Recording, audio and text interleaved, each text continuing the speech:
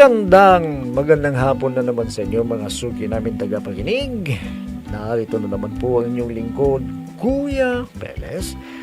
At ako po muli ay inyong makakasama sa loob ng kalahating oras. At syempre kasama pa rin natin mga kaibigan ang ating mga artista sa radyo na siyang nagbibigay buhay sa ating mga napipiling liham sa araw-araw. At ang liham nating napili mga kaibigan ay galing sa isa nating masugid na taga-subaybay. At siya po ay itago lamang natin sa pangalang Sabel. Bueno, basahin na natin ang liham ni Sabel.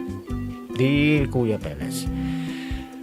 Ang isang magulang kuya ay sa ikabubuti lagi ang kanyang iniisip sa kanyang mga anak na ayaw niyang mapaniwala ang mga anak. Ako nga po pala kuya si Isabel, 52 taong ko lang at may 2 po kaming anak ng aking asawa.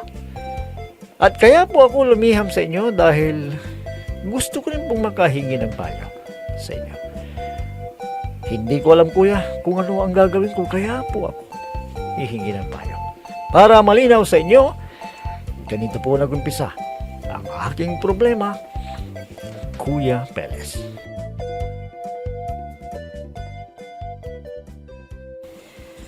Anak, nasaan ba ang Kuya Bobby mo? Ay, naku inay.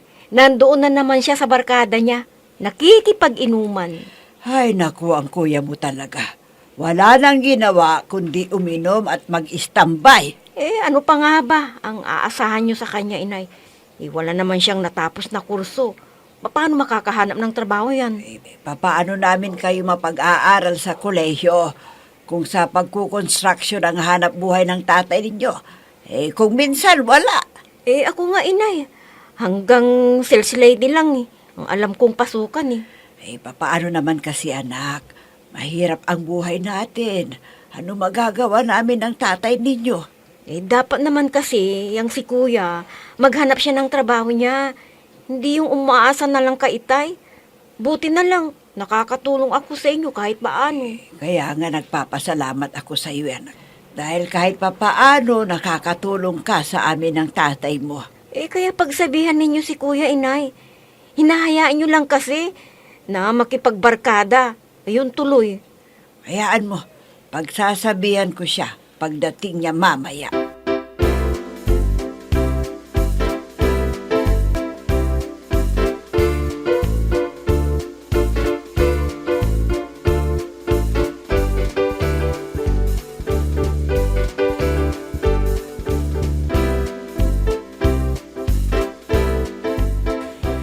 Kuya, kanina ka pa hinahanap ng inay.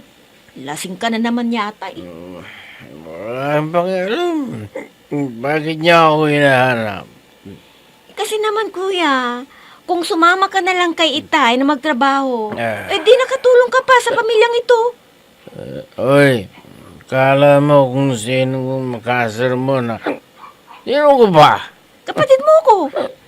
Ano ba Ikaw, lumugar ka kung saan ka dapat lumugar. Naintindihan mo?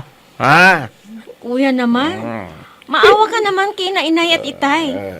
Tingnan mo, matanda na si itay, pero naghahanap buhay pa rin siya. Imbis na tayo na ang bumuhay sa kanila. Kasalanan nila yan. Kung pinag-aaral nila tayo, hindi tayo istambay ng ganito. Wala ayos ka lang natapos natin. Bakit ako kuya? May trabaho ako. Ano yung trabaho mong tindera?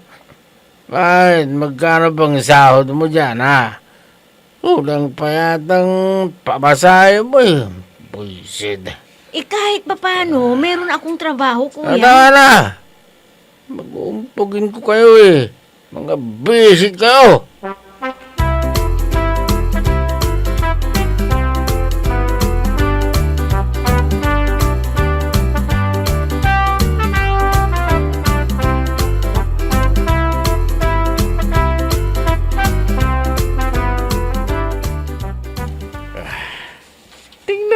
anak mo, Sabel? Ha? Tulog lang mo ng loko. Paano hindi matutulog yan? Mula pag-alis mo kaninang umaga, nandun sa barkada niya. Maghapon silang nag-inuman. Nako. Ganyan lang ba yung anak mo, ha? May tatandang ganyan yan. Yan nga ang problema Tumatanda na siya. Hindi man lang maghanap ng trabaho. Ano kaya kung isama mo na lang sa ginagawa niyong bahay? Nako, matagal ko nang sinasabi yan sa kanya na isasama ko siya. Katwiran niya, mainit daw. Hindi niya kayang magtrabaho. Makahalo ng semento. At magbuhat ng mga mabibigat na bagay. Dapat pilitin mo siya. Habang buhay na lamang bang ganyan? Papaano kung maisipan ng makipag-asawa? Ma, Sabel, sino naman kayang tangang babae ang papatol sa kanya? Wala! Ay naku, kaya nga problema natin ang anak nating yan. Kapag pinagsasabihan mo, nagagalit. Kaya nga, baka kung ano pang magawa ko kung sagot-sagutin ako ng anak mo yan napapalak. Nako, matagal na akong nagpapasensya, nagtitimbig yan sa anak mo, baka akala mo. Sige. Ang mabuti pa siguro, habaan mo muna ang pasensya mo.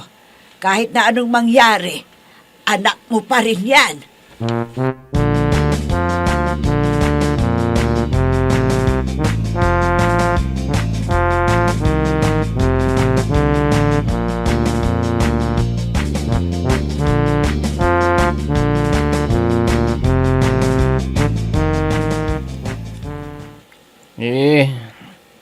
Kailan mo ba ako sasagutin, Jelly? Matagal na akong naliligaw sa'yo Kung gusto mo na sagutin kita, ayusin mo muna ang sarili mo. Sakit mo namang magsalita. Bakit? Totoo naman na. Ni magulang mo nga. Hindi mo magawang tulungan. Paano pa kaya kung may pamilya ka? Naku, kailangan magbago ka.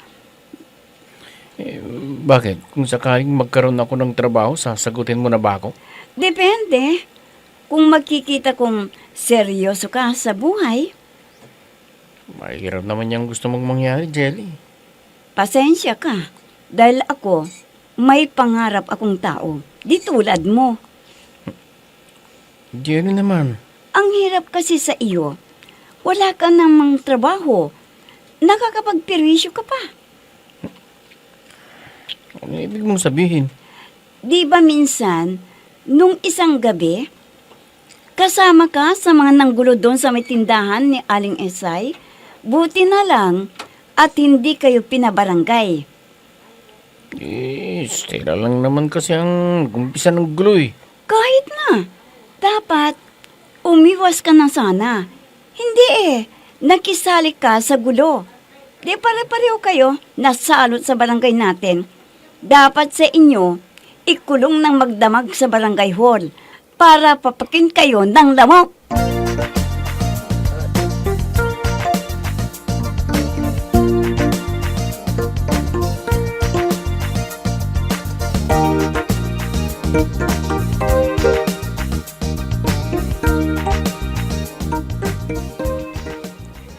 Saan ka na naman ba galing, kuya? Wala kang pakialam. Bakit ba? Kung alam ko lang kung saan ka galing. Alam mo na pala Bakit ka pa nagtatanong? Tanga. Alam mo, kuya, kung gusto mong sagutin ka ni Ate Jelly, ayusin mo ang buhay mo. Hindi ganyan na tambay ka lang. Sinong babaeng papatol sa'yo? Sinisir mo na ba ako, ha? Daig mo pa inayat itay Paano naman kasi, kuya? Matagal nang sinasabi ni Inay sa'yo na maghanap ka ng trabaho mo, pero ayaw mo. Huwag niyo akong pakialaman dahil buhay ko to. Tingnan mo yan, kuya. Ayaw mong sabihan ka namin ng maling ginagawa mo. Basta, huwag niyo akong pakialaman sa ginagawa ko. Dahil hindi ko naman kayo pinakikialaman sa mga ginagawa ninyo.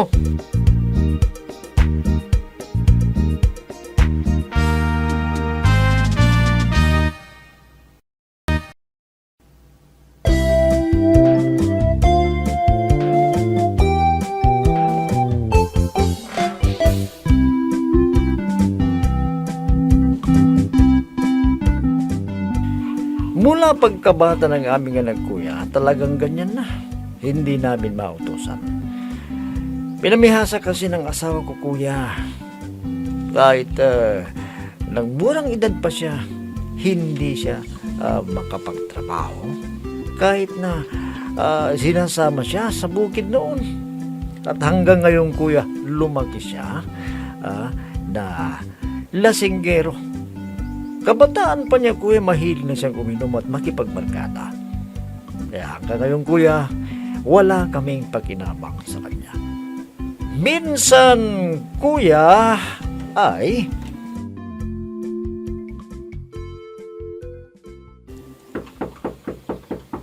Buksan niyo ang pinto!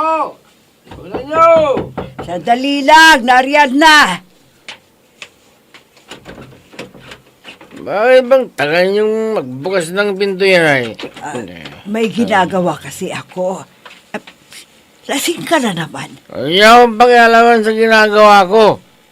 Bakit? May reklamo kayo? Anak, sana naman huwag ka nang uminom. Baka madatnan ka ni tatay mo. Bakit? Hindi ako takot sa kanya. Bakit nasan ba siya, ha? Saan pa? Di nandoon sa ginagawa nilang bahay. Sinasama ka, pero ayaw mo naman. Ano? Ako? Nagpapakahirap at magbibira sa araw?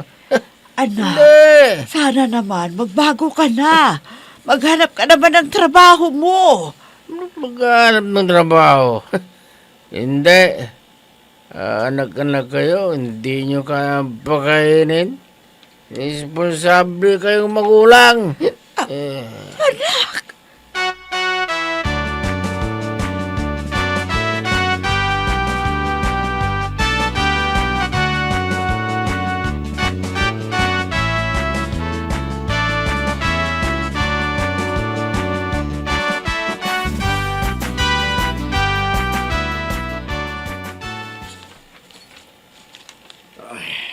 aba, ang sarap naman ng tulog ng gago nito. Ay, naku, ang sarap ng buhay mo, ha? Oy, gising ka dyan. Napakasarap ng buhay mo, nagpapakasarap ka. Gumising ka. Ang istorbo. Ang gago.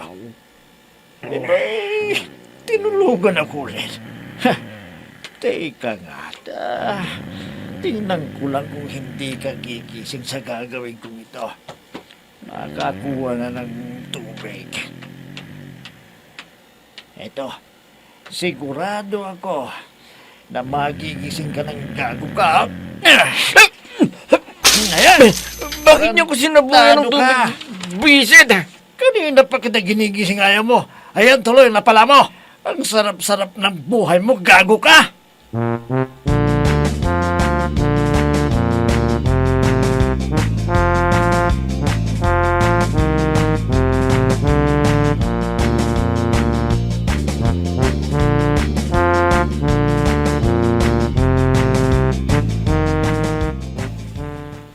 Bakit nandito ka na naman? Ang aga eh. Jelly naman, pati ba naman ikaw, diring-diri sa akin? Tingnan mo nga yung isarili mo. Hindi ka pa yata naliliko.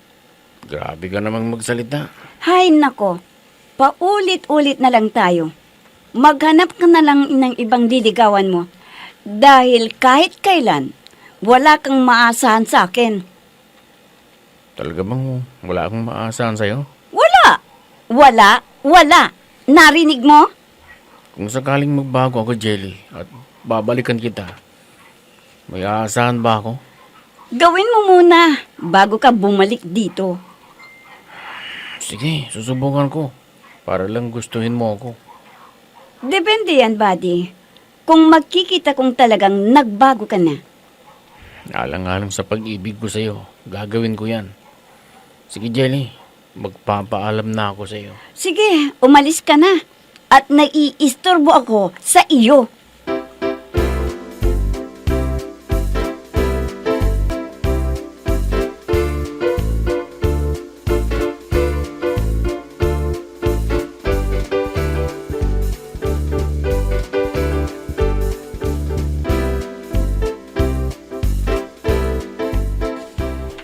Anak, bakit ganyan ang mukha mo, ha? Inay, pasensya na po kayo kung lagi akong pasaway sa inyo. Patawad po, inay. Anak, ikaw ba yan? Nakainom ka ba? Inay, napag-isip-isip kong pabigat ako dito sa bahay na ito eh. Kaya humihingi po ako ng tawad sa inyo ni Itay. Teka, anak. Bakit bigla ka yatang nagbago? May dahilan ba? Kasi po, inay, kahit anong gawin ko, ayaw sa akin ng babaeng nililigawan ko eh. Kaya kinakailangan ko nang magbago. Teka, ang ibig mo bang sabihin, kung hindi dahil sa babaeng nililigawan mo, hindi ka magbabago? Hindi naman po yun eh. Kaya lang, tumatanda na ako eh. At parang walang direksyon ng buhay ko. Ay, salamat naman, anak, kung nakapag-isip-isip ka ng tama sa buhay mo. At sana, tuparin mo yung pagbabago mong yan. Dahil hindi pa huli ang lahat. Bata ka pa naman. Ang isipin mo ay ang ikabubuti ng iyong sarili. Inay, At umaasa ako, anak, na sana tuluyan mo nang baguhin ang buhay mo. At kami na siguro ng tatay mo ang unang-unang matutuwa kung magbabago ka.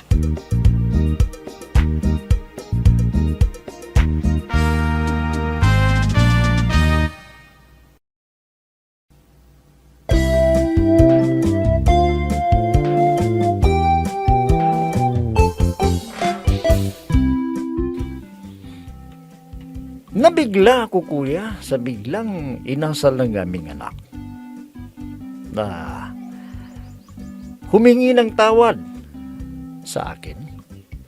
At ang sabi pa niya, kuya, magbabago na siya dahil sa babaeng nililigawan niya. Mula pagkabata, kuya, talagang ganyan na yung anak namin. Hindi namin mautusan. At hanggang sa siya ay nagbinata, natutong makipagbarkada at uminom. Minsan laging umuwing lasing. Kain tulog lang ang ginagawa. Wala kaming magawa ng aking asawa, kuya, dahil kahit na anong gawin namin, hindi siya sumusunod. Ano po ba ang dapat namin gawin, kuya? Baka ngayon lang siya o baka kunwari lang yung pagbabago niya. Sana po, kuya, ay matulungan niyo ako sa aking inilapit na problema. Lubos na gumagalang, Sabel. Alam niyo, Aling Sabel, hindi naman magkakaganyan yung anak ninyo siguro kung nung bata pa siya, sinanan niyo na. Wala, pinabayaan niyo. Wala magagawa yung anak ninyo kung talagang magpursige kayo na tumulong sa inyo nung maliit pa siya, lalo na yung asawa mo. Wala, talagang may mga ganyan na kapag hindi mautusan ng anak, wala nang gagawin. Hindi naman pwedeng ganyan. Tingnan nyo yan, lumaking ganyan yung anak ninyo. Wala namang pinag-aralan, natapos liyata ng high school lang. Paano makakahanap ng trabaho yan?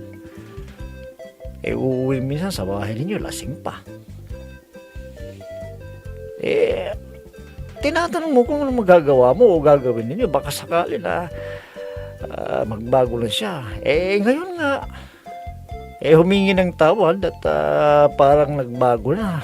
Abay, Aling Sabel, ngayon lang yan dahil may pinupulmahang babae at parang tinamaan niya doon sa sinabi ng babae na kung hindi siya magbabago, wala siya mapapala.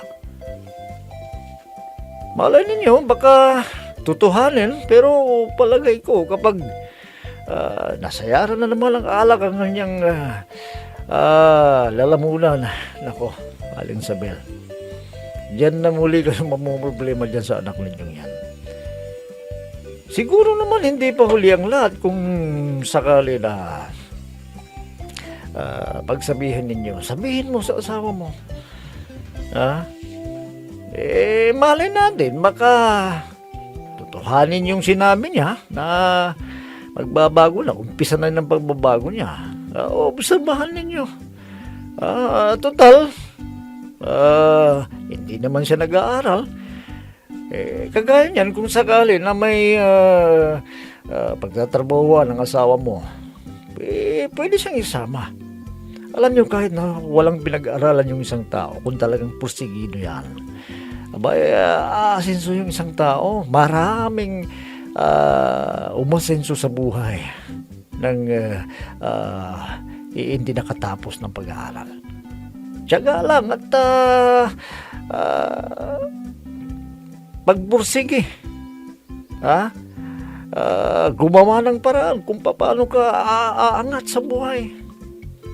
Wala kung ganyan na kasama lagi yung mga barkada, katabi yung buti ng alak, talagang walang mangyayari. Kaya nasa sa inyo rin yan, Aling Isabel. Kung gusto ninyo talagang tuloy-tuloy ng pagbabago ng anak ninyo, huwag ninyong sukuan. Pagsabihan ninyo, baka sakaling totoo na yung sinasabi niya, paghingi ng tawad sa inyo, gusto nang magbago. Magandang balita yan.